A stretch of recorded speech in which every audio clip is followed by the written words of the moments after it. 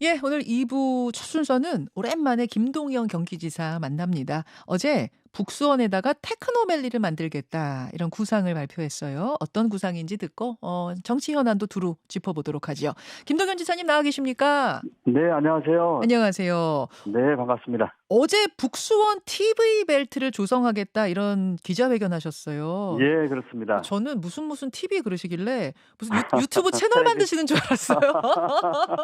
그랬더니 그러셨군요. 예. TV가 이게 테크노밸리의 테크노밸리. 네, 이니셜이에요? 그렇습니다. 테크노밸리입니다. 아. 네.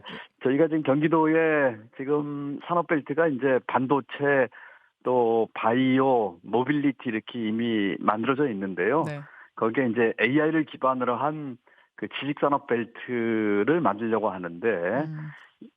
그거를 지금 북수원 그 TV 그 유튜브가 아니고 그 테크노밸리 테크노밸리. 네, 그리고 이미 만들어져 있는 광교, 판교, 인덕원, 용인 요렇게 5군데를 이렇게 뺑 둘러서 원으로 만들어 가지고 음. 그 AI를 기반으로 한 지식 산업 벨트를 만들겠다는 걸 어저께 발표를 잘했습니다. 네. 그거 거기다 이제 벨트 이렇게 밸리를 만들면 그쪽에 있던 네네. 곳들이 좀 이동을 해야 되지 않느냐 이런 지적도 도의회 쪽에서 나오는 것 같더라고요. 거기 지금 저희가 그 하려는 부지가 지금 도유지고요. 네. 지금은 거기에 이 공공기관 일부가 들어가서 효용도가 아주 높지는 않아서 또 거기가 고속도로와 순환도로가 교차하고 그 북수원역이 생기는 교통의 요지입니다. 음. 그래서 그곳에 그런 테크노밸리 플러스 또 거기 일하시는 분들이 함께 주거할 수 있는 그 주거 시설까지 같이 하는 음. 그런 경기 기회타운을 저희가 만드는 거여서 아주 획기적인 그런 좋은 방안이 될 수 있을 거라고 저는 믿고 있습니다. 북수원 테크노밸리. 이게 인제 경기 남부 쪽 얘기라면 그렇습니다. 경기 북부는 지금 이제 분도 이슈, 네. 특별자치도 이슈로 조금 혼란스러운 상황이에요. 예예. 김동연 지사께서는 소신을 가지고 경기도 분도, 이제 북부 네. 자치도를 추진하고 계시는데 네네. 그런데 이재명 대표가 지난 주말에 경기 북부 특별자치도에 대해서 재정 대책 없이 경기도 분도를 즉시 시행하면 강원 서도로 전락할 가능성이 매우 크다. 이런 발언을 네. 했다가 나중에 이제 뭐 강원도 비하냐 해서 사과하는 일도 있었잖아요. 예, 그랬더군요. 예. 저는 그럼 이거 두 분의 뜻이 다른 건가? 분도에 대해서 어떻게 되는 겁니까? 뭐 저는 그렇게 생각하지 않고요. 어제도 그 질문이 나왔던데 네. 우리 민주당이 지탱해 온 그 가치 철학 중에서 가장 중요한 것 중에 하나가 지방자치와 지방분권 그리고 균형 발전입니다. 예. 앞에 지방자치분권은 김대중 대통령께서 단식까지 하면서 세웠던 전통이고 균형 음. 발전은 이제 노무현 대통령이 쭉 추진해왔던 것이지요. 네. 이와 같은 민주당의 이 가치와 철학을 이 뭐라고 할까요? 견지하면서 경기 북부 나가서 대한민국을 발전시키겠다고 하는 것이거든요. 음. 여기에 뭐 민주당의 뭐 이재명 대표나 또 민주당 누구도 뭐 반대할 수 없는 우리가 나아갈 길이고요. 어. 다만 이제 그 추진 방법과 속도에서는 여러 뭐 의견이 나올 수 있겠지요. 또 어허. 이 대표도 이와 같은 민주당 큰 원칙에 같은 입장이라고 생각을 하고요. 총선 후에 이제 저희 경기도가 가장 준비를 잘해왔기 때문에 예. 총선 후에 여야정 같이 해서 책임 있는 논의를 진행하도록 할 계획입니다. 예. 근데 김동연 지사께서는 즉시 지금 추진해야 된다는 입장을 지난해부터 계속 견지하셨잖아요. 네, 그렇습니다. 예. 근데 저희는 뭐 이재명 대표는 즉시 할 경우에는 이거 강원 서도로 전락한다. 이 부분에 있어서는 굉장히 좀 당 안에서 의견이 다른 건가? 좀 갸우뚱해져요. 누구 말이 맞는 건가? 우선 뭐 강원서도 이런 말은 하면 안 되고요. 네. 그건 뭐 우리 저 도민이나 강원도도 나름대로 잘 발전하고 또 우리 도민 여러분도 다들 잘 계신데 그런 얘기하면 안 되겠고요. 음. 아까 말씀드린 것처럼 이 방향과 원칙에 있어서는 같을 거다. 다만 추진 방법과 속도에 있어서의 여러 의견은 있을 수 있다. 그것은 한다고 하는 추진 원칙 하에서 조율해서 나갈 것이고 총선 후에 함께 논의하면 될 것이다. 저는 이렇게 생각하고 있습니다. 예. 혹시 지사님께서는 임기 내 그러니까 2026 년까지 북부 자치도를 완성해야 된다는 그 공약에는 변함이 없으신 거죠? 네, 그렇습니다. 예. 저는 제 임기 내에 그거를 만들었으면 좋겠고요. 예. 그것은 아까 말씀드린 것처럼 경기 북부뿐만 아니라 대한민국 전체 발전을 위해서 하는 것이고요. 예. 만약에 제 임기 내에 달성이 어렵다고 하더라도 모든 준비를 다해서 언제든지 할 수 있도록 준비를 하는 것이 목적입니다. 이 경기 북부특별자치도는 시간 문제지 갈 수밖에 없는 길이라고 하는 것은 뭐 분명하기 때문에 아하. 잘 준비를 하도록 하겠습니다.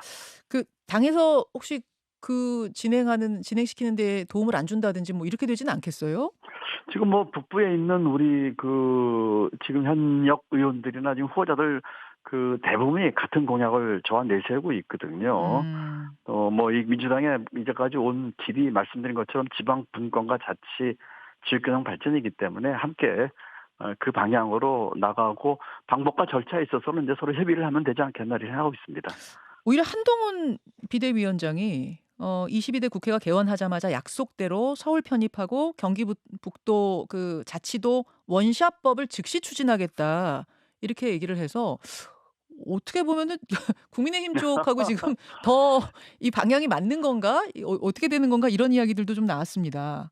그건 이런 거죠. 한동훈 위원장이나 이 국힘은 선거를 앞두고 급조해서 하겠다고 하는 그야말로 정치적인 뭐 공수표 내지는 뭐 사기라고 저는 여러 번 얘기를 했고요.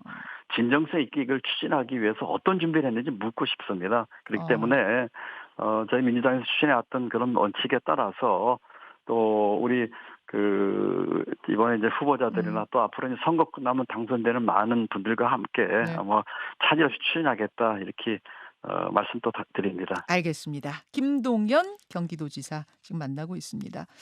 그나저나 총선이 이제 2주 앞으로 다가왔는데 네네, 그렇죠. 내일부터는 공식 선거 운동도 시작이 되고 전체적인 네. 판세는 어떻게 보고 계세요? 글쎄요, 저는 뭐 지금 성적표로 따지자면 지금 많은 국민들께서 지금 F학점 주려고 지금 하고 있는 게 아닌가. 많은 분들이 지금 투표일만 기다리고 있다 하는 그런 심정을 피력하신 분들도 있었거든요. F학점 누구한테요? 지금 여당이죠. 정부가 여당의 여당이죠. F학점. 예, 정부가 여당에게 뭐 F학점 주려고 지금 많은 국민들께서 지난 2년 동안 다른 우리 국민 여러분들께서 할 수 있는 일이 없었거든요. 음. 그렇기 때문에 투표 날 기다리고 있다 이런 심정으로 지금 F학점 줄 준비를 하고 계신 게 아닌가 이렇게 생각하고 어. 있습니다. 뭐 경기도지사시니까 경기도 구석구석의 여론을 다 듣고 계실 텐데 네네. 경기도 분위기는 특히 어떻습니까? 경기도의 민심. 경기도는 지금 뭐 작은 대한민국이고 지금 이번에도 국회의원 의석수가 60석에 이르고 있습니다. 예예. 지금 뭐 전반적으로 아까 말씀드린 것처럼 그동안의 이 민생 파탄이라든지 또 저는 이번 선거를 경제 민생 심판 선거라고 규정을 했거든요. 음. 그런 점에서 이번에 좀 제대로 좀 심판하자는 분위기가 더 많지 않은가 하는 것이 제 생각입니다. 혹시 가장 주목하고 계신 지역구가 따로 있을까요? 뭐 경기도에 60개 지역구가 있는데 뭐 다 관심 있게 보고 있습니다만 뭐 특히 뭐 한두 군데 예. 뽑아보라면은 저는 뭐 전통적으로 민주당 열세 지역에 관심이 있습니다. 예를 들면은 지금 성남의 분당갑 같은데 아. 예, 이런 곳은 지금 여기가 이제 핵심 성장축이고 또 그동안 보수의 이제 음. 뭐 아성 같은 곳이었죠. 음. 저는 진보가 경제도 더 잘할 수 있다 이런 생각을 가지면서 쭉 일을 해왔고 그래서 여기 분당갑 관심 있게 보고 있고요. 분당갑이면은 안철수 의원하고 예, 이광재 의원이 이광재 붙은 후보입니다. 이광재 예, 전 지사가 붙은 거기요? 그렇습니다. 예, 지금 어. 이런 곳에서 제가 이 대한민국 핵심 성장축으로 판교 또 분당 이쪽을 많이 생각을 하고 있기 때문에 또 음음. 돈 버는 도지사로서 민주당과 진보가 더 잘할 수 있다고 하는 정책을 여러 번 폈었거든요. 그렇기 음. 때문에 이 지역구를 좀 관심 있게 보고 있고요. 또 한 군데 음. 꼽는다면은 오랫동안 이제 보수 또는 지금의 국힘이 독점해왔던 포천시하고 가평군. 어, 포천 가평이면은 거기 네. 저기 그, 김용태 예, 후보하고 김영태 후보하고 민주당이 누구죠? 국힘 후보만 다 기억을 하시네요. 그러게요. 김용태 예, 후보가 패널로 많이 박윤국, 나와서 그런지 네, 익숙하고 민주당 후보 네, 누구시죠? 그렇죠. 박윤국 후보입니다. 박윤국 이분이 후보. 예, 음. 전 포천시장 하셨던 분인데요. 아주 네. 열심히 그 시장 때도 일을 하셨는데 음. 여기가 상당히 소외됐던 북부거든요. 네네. 제가 북부 특별자치도나 북부 발전에서 많은 애를 썼기 때문에 이 민심의 변화, 이것이 어떻게 변화하는지를 관심 있게 지켜보고 있다. 음. 이렇게 두 군데를 예를 뽑을 수 있을 것 같습니다. 알겠습니다. 네, 알겠습니다. 지금 말씀하신 것처럼 총선 이슈로 민생 경제 이슈가 네네. 급부상하고 있습니다. 뭐 물밑에는 그렇습니다. 계속 흐르고 있었는데 정말 2주 그렇죠. 정도 남겨두니까 급부상하는 느낌이에요. 그렇죠. 여야가 모두 민생 관련된 정책 공약 지금 쏟아내고 있는데 우선 민주당 네, 같은 경우에는 이재명 대표가 국민 1인당 25만 원씩 지원금 주자, 민생 지원금 네, 풀자. 그렇게 되면 4인 가족이 100만 원이거든요. 네네. 이거 어떻게 보세요? 지금 지난 2년 동안 제대로 된 경제 대책이 없었지요. 그래서 이 민생경제 심판에 대한 국민의 그 목소리가 커지고 있다고 보고요. 재정이 적극적인 역할을 하는 것에 대해서는 제가 일관되게 얘기를 하고 실천에 옮겼습니다. 예를 들어서 금년도 정부 예산 증가가 2.8%인데 네. 경기도는 제가 6.8%를 늘렸거든요. 예. 그렇기 때문에 지금이라도 확장적 재정 정책은 퇴해된다 하는 것에 대해서 생각을 같이 하고요. 다만 그와 같은 재정 정책을 쓰는데 어디에 어떻게 쓰냐가 대단히 중요합니다. 예. 저는 재정의 적극적인 역할을 위해서 추경을 한다든지 예. 또 하는 것에 대한 동의하고요. 다만 어디에 어떻게 쓰냐에 있어서는 전 국민 대상보다는 예. 소상공인이나 취약계층 등 이 어려운 계층을 좀 촘촘하고 더 두텁게 아. 보호하는 것이 경기 진작이나 또는 물가에 미치는 영향에 있어서도 더 좋지 않겠나 생각을 갖고 있습니다. 사실은 제가 이 부분의 질문을 드리면서 어떤 답변을 주실까 궁금했던 이유는 네. 김동연 지사는 경제 전문가시잖아요. 네네. 경제 전문가가 이 대책에 대해서 어떻게 보시는가 일단 궁금했어요. 근데 또 네. 자당의 대표가 낸 거기 때문에 이거 어떻게 예. 답변하실까 좀 궁금했는데 지금 네. 말씀하시기를 그러니까 전 국민한테 예. 보편적으로 25만 원씩 지원하는 것에 대해서는 반대시군요. 그러니까 이제 반대라기보다도 지금 정부가 지금 같은 경기 상황과 어려움 속에서 확장 재정 정책이 아니라 긴축 재정 정책을 썼거든요. 음. 이거는 정말 바보 같은 아 짓입니다. 일단 확장은 해야 아, 된다고 보세요, 재정 정책을. 그렇습니다. 근데 그리고 그렇게 저는 되면은 물가가 오른다는 게 우리가 경제학 교과서에서 배운 거 아니에요? 유동성이 풀리면은 물가가 오른다? 예, 맞습니다. 그런데 이 재정 정책하고 통화 정책은 차이가 있는데 어. 통화 정책은 모든 경제 주체에게 다 영향을 미칩니다. 예. 금리가 올라가면 누구나 다 영향을 받지 않습니까? 그렇죠. 재정 정책은 타겟팅을 할 수가 있어요. 어. 그렇기 때문에 예를 들어서 지금 고금리에 따른 서민 취약계층 부담 완화 이런 것을 타겟팅해서 이 재정 정책을 펴게 되면 음. 물가 자극을 최소화하죠. 그리고 아. 윤 대통령도 취임 후에 60여 추경을 단행했거든요. 네네. 그때 소비자 물가 상승률이 5%였습니다. 음. 그래서 똑같은 질문을 물가 자극하는 거 아니냐 할 때 뭐라 그랬냐면은 그럼 추경 안 합니까? 음. 영세 자영업자가 숨 넘어가는데 그거 먼저 생각해야죠. 이런 얘기를 했었거든요. 예 예. 그래서 재정 정책을 통해서 이 취약계층과 소상공인을 타겟팅해서 두텁게 보호하는 것은 물가에 대한 자극을 최소화하면서 음. 경기 진작과 지금의 어려움을 극복할 수 있는 그런 방향일 것이고 아. 그러기 위해서 당에서도 얘기한 것처럼 이 확장 재정 정책을 해서 추경을 하는 것에 대해서는 저는 같은 생각입니다. 그 부분에 대해서는 전적으로 네, 동의하시는데 다만 네, 보편적으로 25만 원씩 현금 지원을 한다. 이 부분에 대해서는 경제 전문가로서는 좀 우려하신다. 뭐 이런 네, 말씀으로 정 같은 돈을 쓰더라도 그것보다는 소상공인 취약계층을 보다 두텁게 보호하고 음. 또 거기에 투자하는 것이 경기 진작에도 도움이 되고 예. 앞으로 더 어려워질 경제 위기에 대한 대처가 될 것이다. 그러면 그렇게 그게 생각하고 있습니다. 선별적 지원의 의미입니까? 아니면은 선별적으로 현금을 주는 방식 자체는 반대고 선별적으로 다른 방식으로 투자하는 지원하는 방식을 말씀하시는 걸까요? 그러니까 이제 선별이라기보다는 예. 대상 범위는 넓죠. 왜냐하면은 지금의 소상공인 취약계층만 해도 대단히 인원수가 많거든요. 예. 그래서 그런 사람들에게도 보다 더 두텁게 음. 하는 얘기를 하기 때문에 선별적이 아니라 이것도 어떻게 보면은 조금 제한된 보편적 지원이라고 해도 틀리지 않을 겁니다. 알겠습니다. 다만 이제 물가라든지 네. 또 이 재정 정책 특성상 타겟팅을 해서 하는 것이 훨씬 효과를 낼 수 있다. 이런 차원에서 드린 그 말씀입니다. 부분은 분명한 생각을 갖고 계시네요. 네, 그렇습니다. 그 뭐 판식이 한 가지만 더. 그 네. 한동훈 위원장 같은 경우에는 세 자녀 이상 가정에 대해서는 대학 등록금을 세 자녀에게 다 지원하는 방식. 이걸 또 정책 공약으로 내놨습니다. 이건 어떻게 네. 보세요?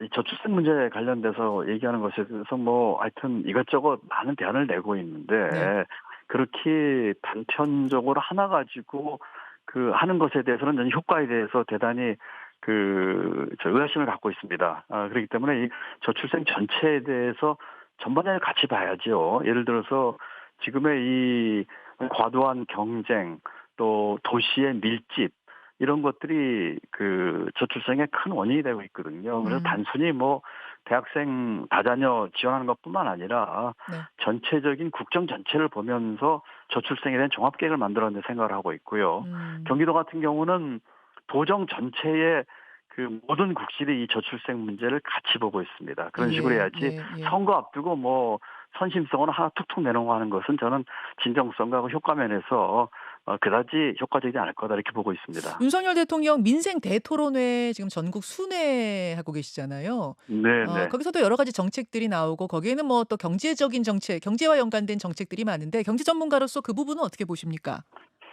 지금 저런 노골적인 관건 선거라고 우선 하나 말씀드릴 수밖에 없고요. 두 노골적인 번째는 관건 선거요? 그렇습니다. 예, 이 민생 어. 토론회에서 뭐 지금 엄청난 돈에 대한 얘기를 하고 있는데 그건 노골적인 관건 선거고 첫째로는 둘째로는 민생이 뭔지를 알고 하는 얘기인지 모르겠어요. 다니면서 지역 개발 공약을 계속하고 있는데 예를 들면 지금 국민들이 지금 가장 화나는 게 지금 예를 들면 요새 대파 파동이거든요. 요새 예.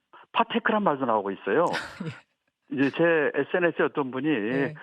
베란다에 대파 화분 심어서 윗동 잘라서 먹고 있다고 하더라고요. 잘라 먹고 있다고 하더라고요. 그래요, 그래요. 이런 것들이 음. 단순한 대파 문제가 아니고 음. 지난 2년간 윤석열 정부의 경제 정책에 대해서 쌓인 불만의 표시거든요. 음. 그럼 이런 것들을 해결하는 것들이 국민 각자 도생하는 게 아니라 이런 걸 해결하는 게 민생이지 지역 다니면서 지역 개발 공약 내세우고 마치 관광 선거하듯이 하는 이것은 대단히 잘못됐다 저는 그렇게 생각하고 있습니다. 물론 그 하나로마트에서 대파 875 원이었던가요? 네네. 고거는 네. 이벤트를 하는 거였고 그래서 "이 정도 네. 이벤트하는 이 정도 여기 가격이 합리적인 거죠." 뭐 이런 의미로 한 거였는데 좀 왜곡 보도가 됐다라는 게 뭐 대통령실의 입장이긴 합니다만 아 아니, 예. 아닙니다. 저는 그렇게 생각하지 않습니다. 이것이 어 단순히 대파 875원이 문제가 아니고요. 예. 국민들이 이 지금 어려운 경제와 이 문제를 해결하지 못하는 지난 2년간의 정부의 경제 정책에 대한 불만이 음. 그와 같은 작은 에피소드 하나로 이제 폭발한 것이지요. 그러니까 아. 대파를 볼 것이 아니라 그 밑에 있는 지금의 경제 상황과 민생 파탄과 음. 여기에 대처하지 못하는 정부에 대한 국민의 불만의 폭발이라고 저는 생각을 합니다. 그 대파에 대한 맥락이 왜곡이 됐냐 안 됐냐 이게 아니라 그거 가지고 네네. 터진 민심을 봐라 그 말씀이시군요. 그렇습니다. 예. 지금 거기에 대한 대처를 보십시오. 대통령실에서 문재인 정부 때 뭐 채소 가격이 더 많이 올랐다. 또 어떤 예. 후보는 뭐 7,000원 한 단 했대요 가격이 그때. 예.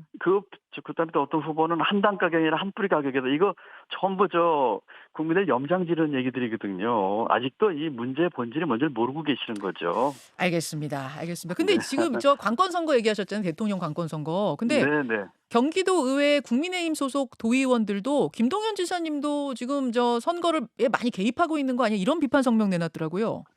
제가 예를 들어서 이제 어제 아까 우리 앵커께서 말씀하신 것처럼 북선 TV라든지 네네. 경기도 철도 기본 계획을 세웠거든요. 음. 이것들은 전부 다 경기도가 해야 할 일들을 한 겁니다. 예컨대 철도 기본 계획은 중앙에 저희가 저희 계획을 내기 위해서 필요한 절차고요. 경기도 TV도 이 북선 테크노밸리도 네. 제가 꼭 해야 할 일들에 대한 얘기를 한 것이지 음. 윤석열 대통령처럼 다니면서 지역 공약 남발로 나중에 책임을 질 수 있을지 없지 못했지 하는 그런 내용이 아니거든요. 제가 얘기하는 것들은 제가 반드시 하겠다고 하는 의지와 경기도에서 꼭 필요한 것들을 적시에 발표한 것이다. 저는 그렇게 말씀드립니다. 여기까지 오늘 말씀 듣도록 하겠습니다. 김동연 지사님 네. 고맙습니다. 네. 감사합니다. 김동연 경기지사였습니다.